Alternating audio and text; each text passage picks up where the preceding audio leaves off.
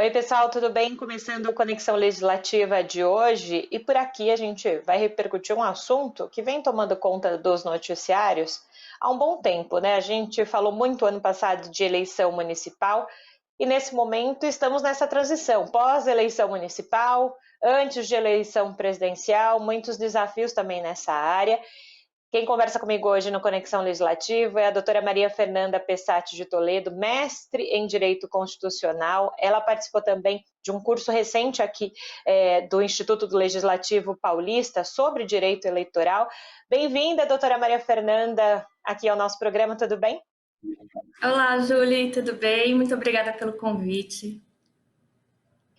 E eu comecei o programa com a palavrinha que a gente tem escutado no último ano, justamente da pandemia, dos desafios.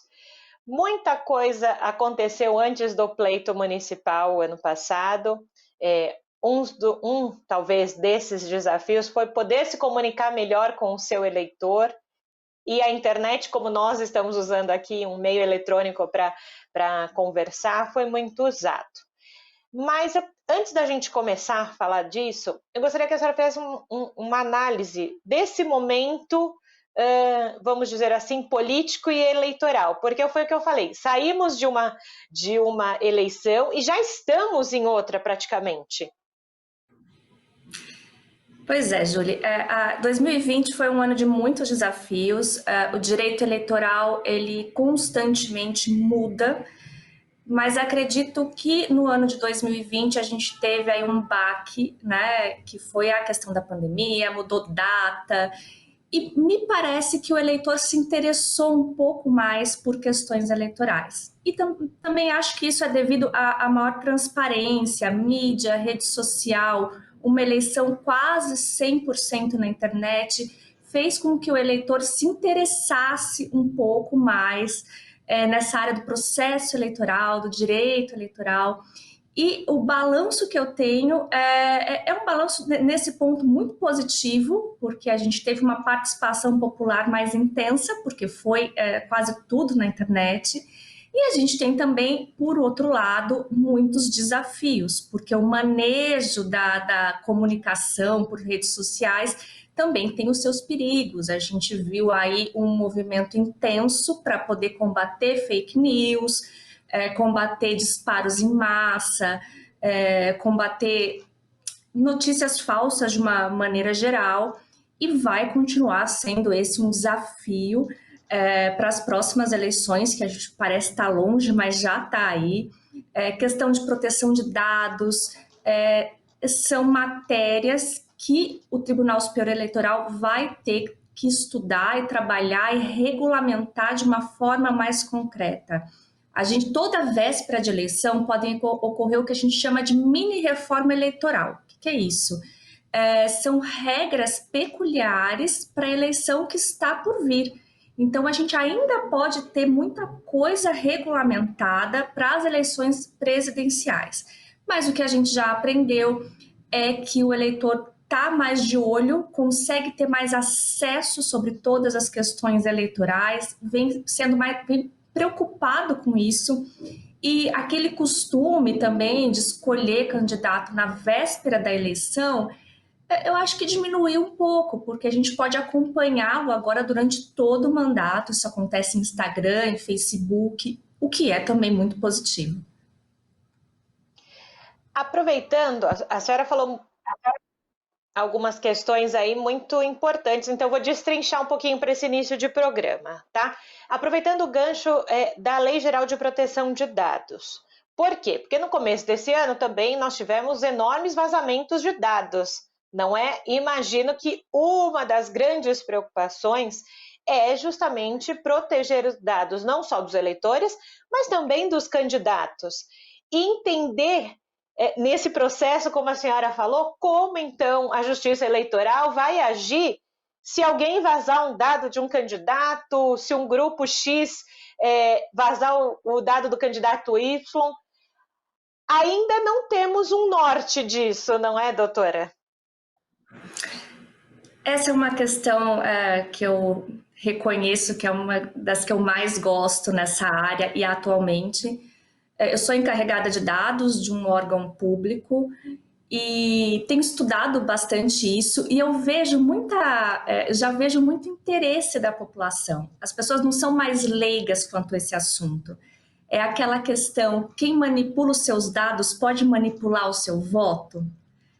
Pode. A gente sabe que quando a gente manipula dados, quando a gente conhece o que a pessoa gosta, a própria internet começa a direcionar propagandas, publicações, exatamente para aquilo que a gente gosta, traçando o nosso perfil. O candidato pode, né, manipular o seu voto. Então, o vazamento de dados é algo muito preocupante.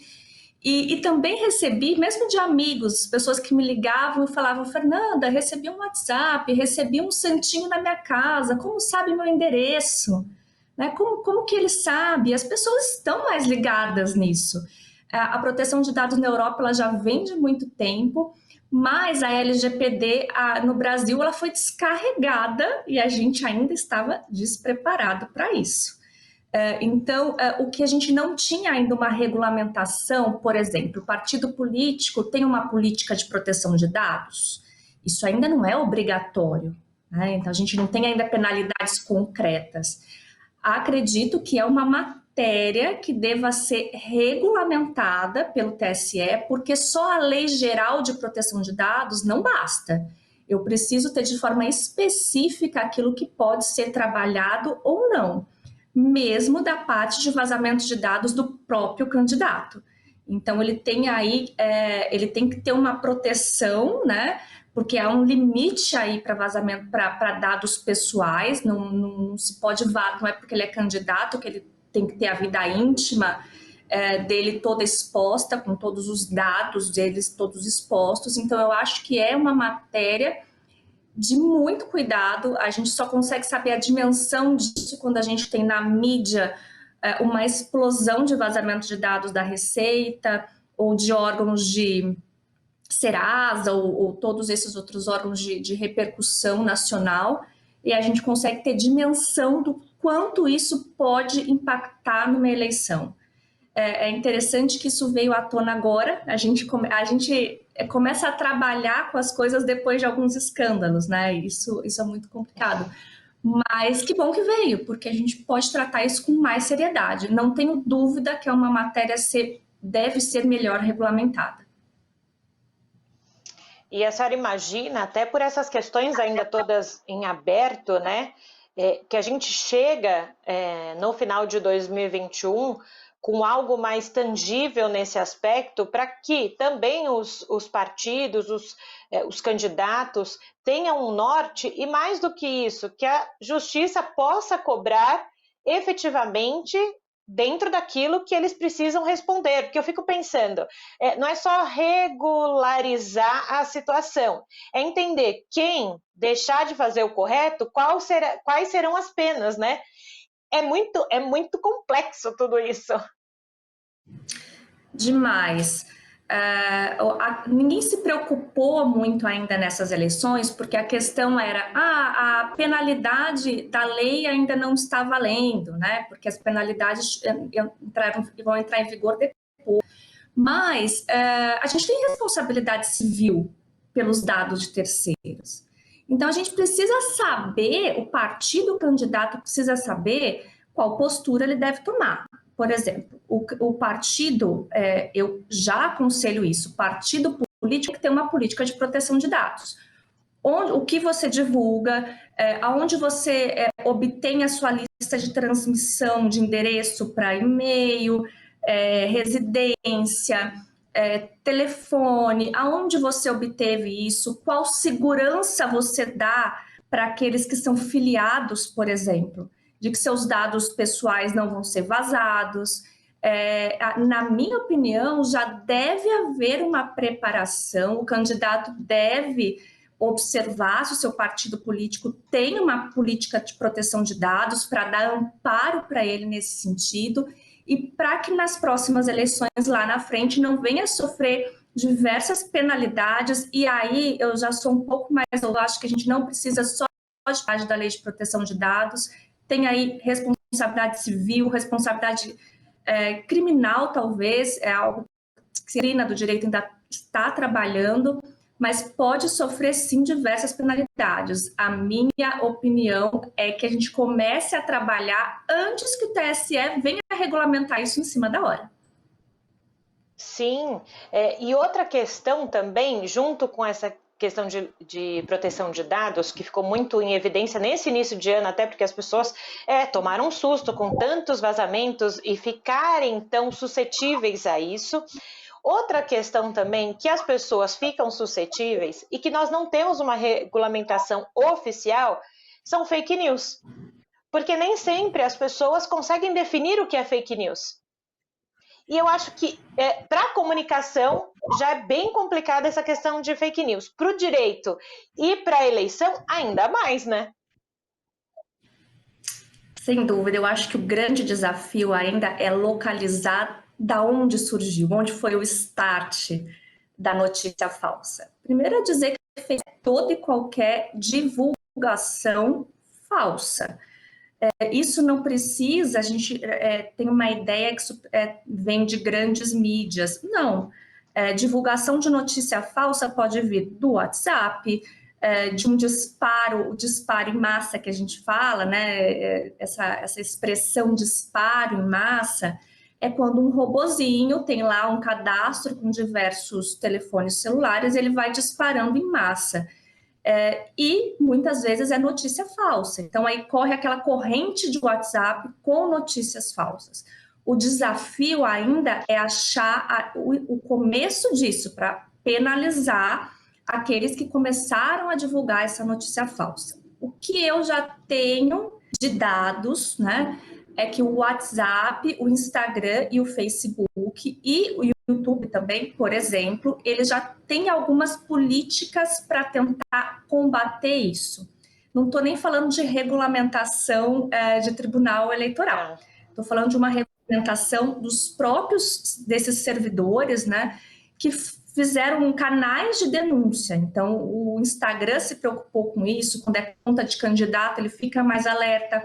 O Facebook e o WhatsApp criou um canal para denunciar notícia falsa. Então, as próprias redes de comunicação têm tentado minimizar isso. O que a própria justiça é difícil dela fazer, ela está contando com o apoio dos próprios meios de comunicação, né, dessas redes de comunicação. Então, os tribunais regionais eleitorais, eles divulgavam isso. Olha, denúncias podem ser feitas pelo WhatsApp. E eu posso dizer hoje que é a sociedade civil a grande responsável por evitar essas notícias falsas. Os tribunais contam também com um aplicativo que chama Pardal. Esse aplicativo, ele funciona com denúncia. Então, hoje, o combate da fake news, ele é efetivamente feito por nós, pela sociedade civil. Daí a importância de ficar atento, buscar veracidade de informação. E participar, né, Júlia? Participar do processo eleitoral, se envolver. E eu ia pegar esse gancho, né? Nós, cidadãos, nós, sociedade, fazemos parte desse processo. Tudo bem, nós temos que ter o TSE tendo um norte para que os partidos, os candidatos entendam, e até quem trabalha na área jurídica dos partidos e afins de campanhas, que tem que ter, entenda, né? Mas aí vem uma questão que eu sempre falo e ficou mais latente na pandemia, da consciência. Eu sou cidadã e faço parte da democracia quando eu também ajudo que as pessoas entendam de onde vem fake news ou não, a não distribuir algo que você não tem certeza que acontece. E se nós falamos de desafios lá no início, nesse momento de pandemia que tudo ficou tecnológico e tudo ficou na internet, as pessoas replicam as coisas meio sem pensar, né? Só vai passando para frente. Exatamente. A responsabilidade do cidadão, ela é muito grande, muito grande. Não se pode colocar toda essa carga de um sucesso no processo eleitoral para os órgãos da justiça, por exemplo. A gente tem uma cultura, a gente vem de uma cultura um pouco ruim. Por exemplo, quando se doa dinheiro, as pessoas falam, nossa, mas você doou para um partido? Na verdade, a participação no processo eleitoral devia ser algo comum. A gente, como cidadão, se quiser apoiar com dinheiro numa vaquinha, que hoje a gente tem a possibilidade de fazer vaquinhas eletrônicas, é muito comum. Participar do processo eleitoral devia ser algo comum para nós, porque isso é inerente da democracia. A gente precisa participar ativamente da democracia. E é responsabilidade nossa evitar disseminação de notícia falsa, qualquer tipo de divulgação caluniosa. Isso é responsabilidade nossa. O sucesso para uma eleição fiel a princípios e uma eleição efetivamente democrática, sem mácula, depende da sociedade. Então, ativamente, a gente deve denunciar notícia falsa, conferir toda e qualquer notícia em massa que a gente recebe, não sair repassando por aí, ficar atento. Para quem tem rede social, por exemplo, tem ali, a gente tem hoje canais como, por exemplo, seguir aí a Assembleia Legislativa, qual o número de projetos de lei que a gente tem, poxa, quem entrou com esse projeto que eu gostei? É mais fácil, hoje ficou mais fácil, não tem desculpa para o cidadão não acompanhar processo legislativo, candidato, pessoa política. A gente ganhou aí um espaço que acredito que ficou mais fácil do cidadão participar, não tem mais desculpa. Essa sua fala é sensacional, não tem mais desculpa, né? O nosso dia a dia, nós não estamos dizendo aqui que a pessoa precisa ser uma ativista de alguma causa ou de alguma vertente política. Quem gosta faz isso.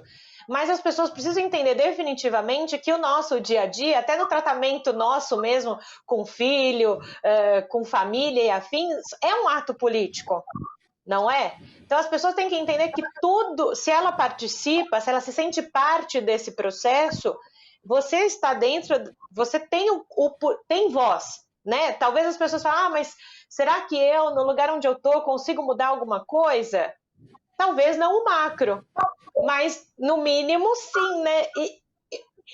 Talvez falte um pouco desse pensamento e talvez, se a gente pode tirar alguma coisa positiva dessa pandemia, é que as pessoas talvez começaram a pensar que podem mudar no micro, né? No seu microespaço as coisas. Não tenha dúvida. Agora eu não posso dizer isso, né? Porque a gente está numa fase difícil, né, da pandemia, a gente continua numa fase difícil, mas eu sempre falo para os meus alunos, eu dou aula e tenho o privilégio de dar aula numa pós-graduação que é multidisciplinar, né? Então eu não dou aula só para pessoas do ramo do direito. E eu sempre falo que para quem, no momento em que eu vou ensinar processo eleitoral, ou sistema eleitoral, distribuição de cadeiras na Assembleia, eu sempre falo, não pense que isso é exclusivo do direito. O mínimo para você sentar e discutir na mesa do bar. Então não fala besteira na mesa do bar. Eu sempre brinco. Como você acha que funciona? Por que você, quando você entra lá no site das mídias, das maiores mídias, entra no site, quando vai ver o candidato para deputado, para vereador, você vê que não foram os mais votados. Né? Como que você vai explicar isso? Saiba como conversar na mesa do bar, como que é representação partidária, o que isso significa. Não tem mais desculpa para você acompanhar, por exemplo, uma audiência pública de seu interesse. Antes, eu brinco que era difícil um de nós acordar e falar assim, Júlia, nossa, hoje eu acordei com uma vontade de ler o Diário Oficial para ver o que tem de projeto de lei. A gente não tinha esse costume. Hoje, se você pega o Instagram, você vê a pauta do dia da Assembleia. Né? É muito mais cômodo. A gente tem transparência. Tem que aproveitar dessa transparência para não viver na ignorância e para saber o que cobrar. Saber o que cobrar, isso é muito importante. E que a senhora falou agora de novo, não falar besteira na mesa do bar, né? Ou de um restaurante, ou mesmo em casa, né? Na hora de uma discussão, de uma argumentação, né? Enfim. Ou lá no grupo de WhatsApp da família, né? Que ficou clássico nas últimas eleições, os grupos de WhatsApp da família, quem pensa de um jeito, quem pensa de outro, para você não precisar sair do grupo, mas para você conseguir argumentar, isso faz parte do ser cidadão. E aí me puxa uma ideia de que os adolescentes e jovens, não digo tanto as crianças, mas os adolescentes e jovens, tiveram um momento muito de estranhamento com o mundo político, não é? Que ficaram mais à parte. Alguns, eu sinto um movimento agora voltando, né, desses jovens e adolescentes querendo ter o interesse, e vai muito de encontro com a sua fala, de que não preciso, esses jovens e adolescentes não precisam ter um interesse efetivamente numa vertente política, mas entender isso, de quando chegam em casa, entender o que está acontecendo, o mínimo, né, do entendimento, né? Porque isso faz parte da formação do cidadão. Eu sou super defensora de ter educação política na escola. E eu vou dizer mais, uma experiência pequena, né? Eu não tenho filhos, mas eu tenho muita amiga com filho, inclusive adolescente. Eu tenho visto que eles têm mais conteúdo hoje do que os mais velhos. Por quê? Porque eles manejam bem rede social. Fico o tempo inteiro ali na rede social, e aí, quando eu vejo, por exemplo, stories de Instagram, eu não me importo de conversar e de ler sobre pessoas que têm uma opinião diferente da minha, mas desde que seja um argumento, uma conversa coerente. O resto, eu confesso, Júlia, eu tenho preguiça. Sabe, quando a pessoa vai expor o argumento dela, mas de uma forma defeituosa, você fala, ai, mas os jovens não. Eu sinto que eles vão um pouquinho além. Eu tenho sentido um interesse um pouco melhor, eles discutem isso com qualidade. Eu fui assistente em graduação de Direito, de primeiro, segundo ano, eu vejo eles estão tendo um pouco mais de interesse e eles investigam melhor. Eles não compram a primeira ideia que lança no WhatsApp, eles não compram a primeira notícia que sai no Facebook. Eles têm essa característica de investigação mais apurada do que muitas pessoas mais velhas. Então, eu tenho sentido um lado positivo nisso. E tenho observado isso de filhos, de amigas e de pessoas mais novas, mesmo de aqueles que entraram na graduação agora, tem um interesse de um pouco mais a fundo. Quando a gente tem uma posição política, a gente tem uma tendência de procurar só reportagens que vão ali na mesma linha da nossa posição. E, na verdade, a gente tem que buscar também ouvir a oposição. A oposição é importante para a formação de juízo crítico. Isso é muito bacana.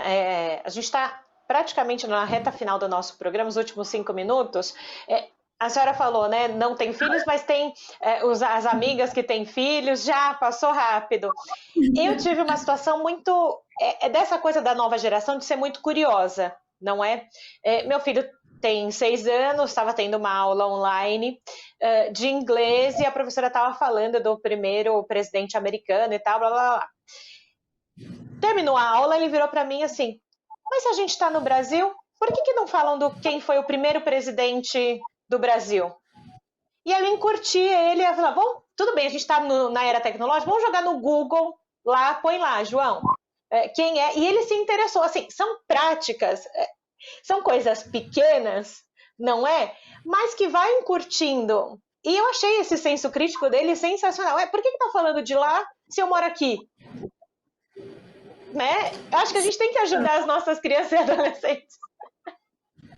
Tem que ajudar. Esses dias, eu acho demais isso. Eu acho muito interessante os pais incentivarem esse. É um exercício de cidadania. É um exercício de cidadania. Não dá para cobrar de um governo aquilo que também você não se interessa fazer o seu papel. Né? Fiscalização e controle social é algo que tem que estar no nosso dia a dia.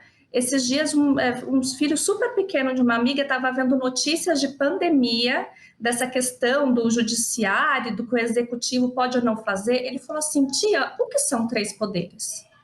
Eu achei aquilo assim sensacional. A gente não tem na formação escolar ensinando a teoria dos três poderes, executivo, legislativo e judiciário. Não tem o básico para saber de quem cobrar o que cobrar. Às vezes a gente cobra do executivo, que é a matéria do legislativo, e vice-versa. E aí uma criança fala, tia, eu vi na televisão o que são três poderes. Achei aquilo sensacional. A gente tem que ter uma cultura de educação política, não tenha dúvida, para que o exercício de cidadania seja efetivo, porque a gente não perca aí o senso democrático. Perfeito, doutora Maria Fernanda. Nosso tempo acabou. O nosso papo foi muito gostoso, eu falo, quando flui, né, acaba muito rápido. Uma delícia. Mas duas coisas. Pois é, primeiro te agradeço pela sua contribuição hoje aqui no Conexão Legislativa e já deixo um convite para numa próxima oportunidade a senhora voltar aqui para a gente falar muito mais sobre essas questões aqui que a gente está falando de educação política e outras desse processo eleitoral que vai tomar conta dos noticiários em 2021. Júlia, obrigada. Quero parabenizar o programa porque é difícil a gente ter essa pauta fora de período eleitoral. E o desafio é esse, é tratar de eleição, direito eleitoral, questões eleitorais fora do período eleitoral, porque a gente forma convicção e pensamento a todo momento. Parabéns pela pauta, pelo programa, estou à disposição. Muito obrigada, viu? Obrigada, senhora, doutora. E você que está em casa já sabe o que eu vou falar, né? Quer rever esse programa, compartilhar com todo mundo é fácil, corre lá no nosso canal do YouTube e a gente se encontra, então, aqui na Rede Alesp em uma outra oportunidade. Tchau!